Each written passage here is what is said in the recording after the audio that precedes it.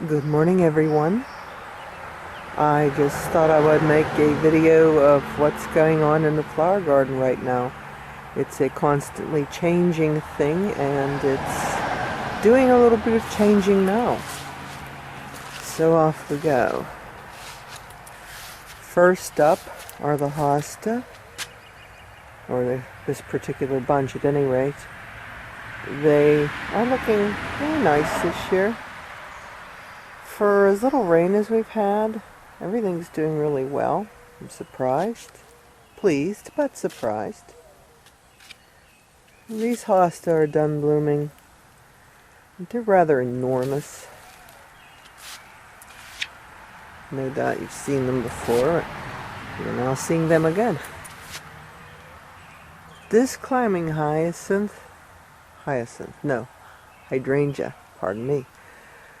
It's not really hydrangea, that's just what they call it because the flowers are mildly hydrangea shaped.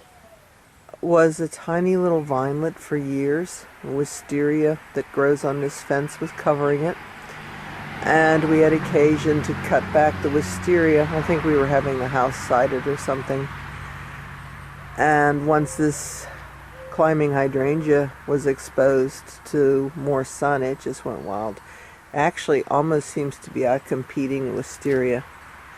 We shall see. Currently being attacked by insects. I don't like it. This is some kind of mint. Smells nice.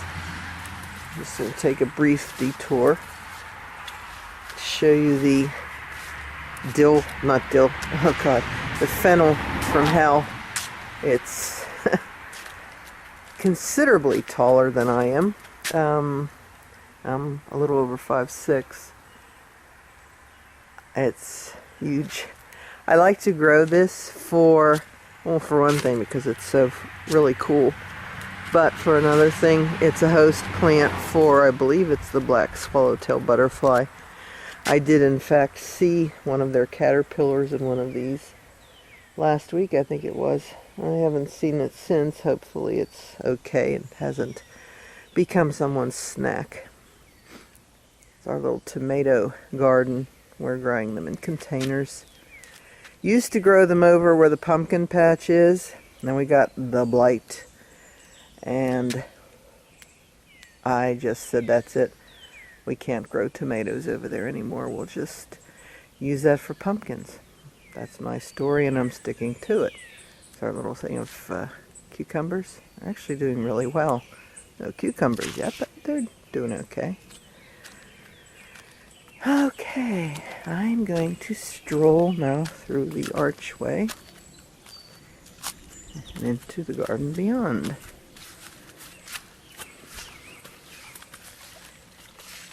And no doubt scare the robin that nests up here. No, maybe her baby's finally fledged. Okay, here we go. I think I'll go this way for a second. These daylilies are just huge this year. Cannot figure out how they got so enormous. I mean, obviously they're not as large as my hand, but they're doing really, really well. And they're very pretty.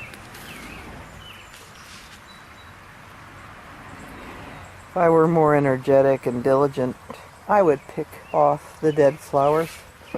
Not happening. Let's peek down in there. Little red guy. Sort of red. More maroon. Yellow. All very pretty. This thing here, I looked it up last year. I believe it's called a hollyhock mellow. They're very prolific, although there aren't that many of them in the garden this year. But this thing will be busy making seeds, and they'll spread. Works for me. Alright, off on our usual circuit. This is supposedly a goldfish plant. It is not a goldfish plant. It looks like a mandevillia to me. It's looking very nice. It's doing really well. and I'll winter it in the solarium. But I've seen goldfish plants, and this isn't one of them. Ah well. Looks like some inserts fell out of something here. I don't know. I'll get those later. No big. I have no clue where they came from. Rudbeckia. I love these things. We get a few more every year. And I look forward to the time when they'll become a real presence in the garden, as they have in the past. But we, at one point, started mowing down the garden, decided, didn't want to take care of that anymore, and managed to kill them off. And a few years ago I bought one and planted it, and they were fruitful and multiplied to some extent. There's my nemesis, bindweed, which actually has a nice little flower, but it will strangle stuff out. Not good. I hear the buzzing of hummingbird wings. They're always buzzing around. A little strawberry jar. We've yet to get a strawberry from it, not because it's not making any, but because the critters are beating us to them. This is called a Catalina. I had it out in the sun and was diligently plucking off the dead flowers until I managed to find the tags buried inside it that gave care instructions. And it likes shade to part shade, and it's not necessary to deadhead it, so that was sort of amusing. I moved it over here where it gets only morning sun, and it actually does look much happier. I mean, it didn't look bad before, but it looks a lot happier. One of the many hummingbird feeders. If you put them out, they'll come. The tall phlox are beginning. They're starting to come up now, or well, they've been up. They're starting to really produce. Oh, I just scared a robin. Oh, okay. Let's see if I can focus on what's going on over at the pickerel rush. There is a clear-wing moth. They are dead cool. Whoops. And that one split. Oh, it just changed location. Yeah, good luck finding it again. Oh, there he is. I swear I'm going to make a video of things with wings. Oh, you little rat. It's almost as if it knows. But, looks like a little hummingbird. They're very cute. My understanding is they are one of the few moths that appear during the day. I'm glad to see him here. More daylilies. It's a very good year for daylilies. They're doing very well. I like that. I'm taking a brief detour here. I'm going to go up onto the deck, which is where most of the solarium plants live in the summer. Trying to move smoothly so no one has the urge to hurl. These things here prefer shade more. They're various philodendrons, fiddle-leaf fig, staghorn fern, in serious need of being transplanted, which I'd like to do at some point. A palm tree. And over here we have a jade plant. This is the sunny side. A mandevillia, also in serious need of transplanting. So if I remember correctly, this is called a streptocarpella. It's kind of neat. It has these little floaty looking purple flowers. A wandering Jew. Geranium that I've had for years. Seems to thrive on abuse. More streptocarpella, which actually was stems I broke off from the other plant, stuck them in there. I see something's been in there. Yeah. That's yet another hummingbird feeder in need of being refilled. An amaryllis, a red margin dracaena, one of 2 plumeria trees there, getting tall. I'm not really sure how much longer they're going to be easily handled. Okay, and this is, I believe, I'm not sure, but I think it's a nepenthes of some kind. I just got it. I don't think they were caring for it really well because some of its little pitchers had dried out. I just love this. It is so cool. But I'm babying it. I think I have it in a spot it will like. And its pitcher is full of earwigs, which pleases me enormously as I don't care for them. My gardenia, and it's going to bloom. There's a little flower bud right there. I think there are 3 of them on there, but I'm looking forward to that. Actually, it's no big deal keeping them alive in summer. The trick is keeping them alive in winter. So we'll see how it goes. I had hoped that one of our many hummingbirds might be up here, but he's not. I do hear them squawking at one another. They're always fighting. Okay. Ooh, I hear buzzing. They will occasionally buzz your head, which is amusing. This is a pot filled with lantana and petunias. And I'm going to put this in the solarium too this winter and see if I can keep it going. It'd be very nice. I think lantana is a tropical shrub and I should probably be able to keep it alive indefinitely. But petunias are probably going to wear out.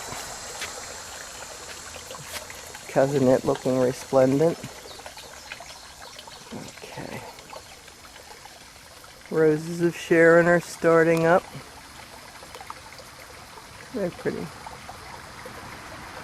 The blue one, supposedly blue, really doesn't look blue to me. Well, it's sort of lavender color. It's got issues. I'm not really sure what the deal is. It's got some dead branches. I don't know why, but it does.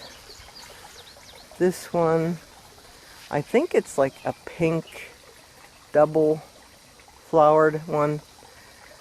And I see one bud that's starting to open. Well, actually I see several. So, and then this one we brought with us when we moved here. I actually think this one might be sort of a hybrid because I had pink ones, or red, I'm not sure what color they were, purple and white, and this grew from seed from them, so it might be a hybrid. More daylilies.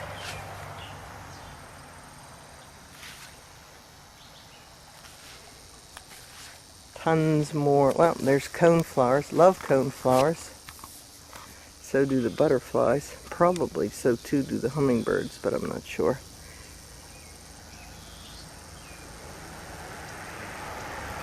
I actually got in here about a month ago and started ripping stuff out of the ground, primarily tall phlox, because they really are getting a little pushy. More Rudbeckia. And, oh, that's a nice flower. I wanted to clear a spot there so the coneflowers could spread. And also, there were some sweet williams growing there. I wanted to give them some breathing room as well. So, that is why I ripped those out. Now this is going to have to go. This tall leafy thing is, I believe, a chestnut tree. Obviously something has buried a chestnut there and it's decided to grow. Sorry, not happening. Because we do have chestnut trees behind us. These are called lamb's ears. And they're kind of neat, but they're more neat to the touch. They do actually feel like you'd expect the ear of a lamb to feel. A flower spike. Back out here. Yeah, I'm going to have to cut that off. Hate to do it, but can't have it in here. It's going to be too much tree for in here. Yet more daylilies. A while back, I got into the pool enclosure and I dug out all the cacti, and for some reason, I'm not sure why, I planted a few of the pads here in the Zen quote-unquote garden, and they appear to be growing. I'll have to make sure I keep them under control. I'm still suffering allergic reactions from all the thorns stuck in me.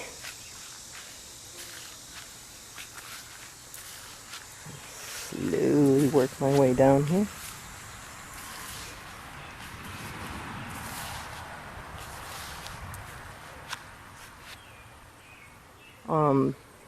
The tall phlox are not yet, they haven't yet reached the zenith of their bloom.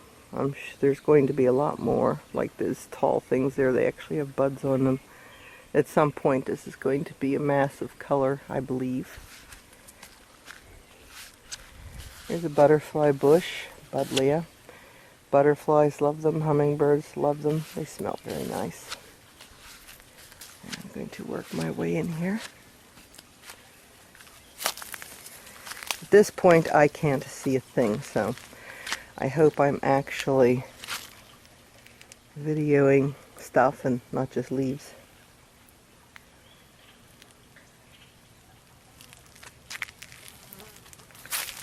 Wow. Well, these are definitely ironweed, getting ready to bloom. Really tall.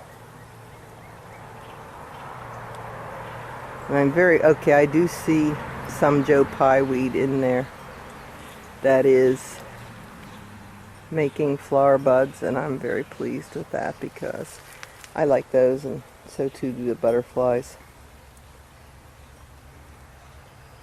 Like there's one right there. You can see why I can't really get in here to weed, because it's just massive stuff. Thinking about replacing this bridge. It's really a little bit rickety after several years of being outside. Still feels sturdy, but I think so. I think it's time. Some point in the near future, hopefully. Pampas grass kind of got beat down by the last rainstorm that we had. Yeah, it doesn't seem to have affected its growth any. This doesn't make really fancy plumes. It makes kind of like scraggly little plumes. Blech. It's got roots to China, and you can't pull it out. Okay, we're on the back side now of the pond. I was hoping that that little clear wing moth would still be here, and it's not. Looks like I need to clear the pump. The waterfall's not quite as vigorous as it should be. Really actually got too much pump on the thing, but that's what I have, so. I was clearing the muck out of it yesterday, or perhaps it was the day before. And I looked up and there was Squishy, the snapping turtle, just a couple of feet away, staring at me like, okay, where's the food? So I had to stop and feed Squish. My understanding is that snapping turtles are very mild-mannered in the water and will rip your face off when they're on land. Probably because they feel secure in water. They're confident of their ability to escape.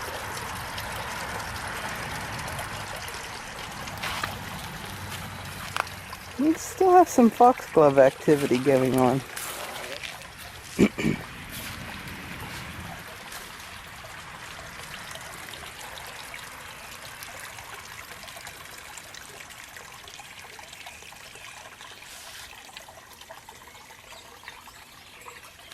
Whoops, hedges are going to start needing trimmed soon.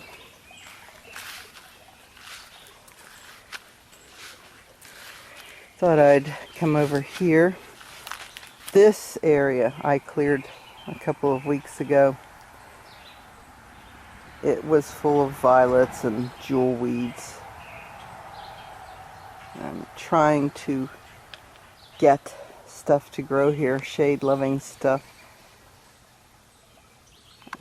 Can I find that?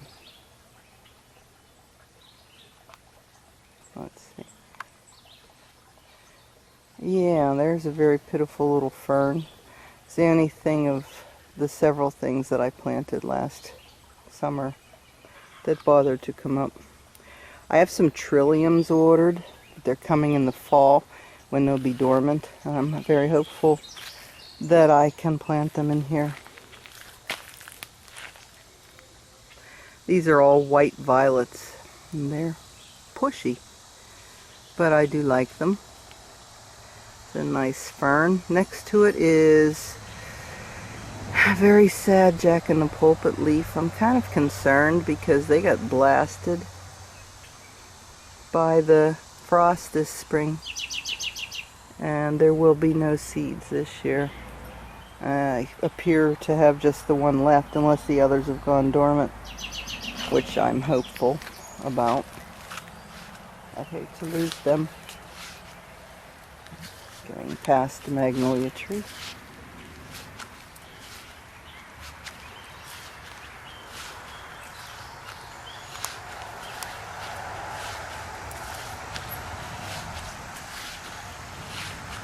These poor things, oh God, the sun, are actually a species of bluish, normally bluish, hosta, which is exceedingly unhappy now because the large pine tree which was next to it, we were forced to have cut down because it was dying. So I really need to relocate these. They're tough though, they're holding their own. But hosta like shade, or at least just part sun, and these got sun most of the day. So they're not happy campers.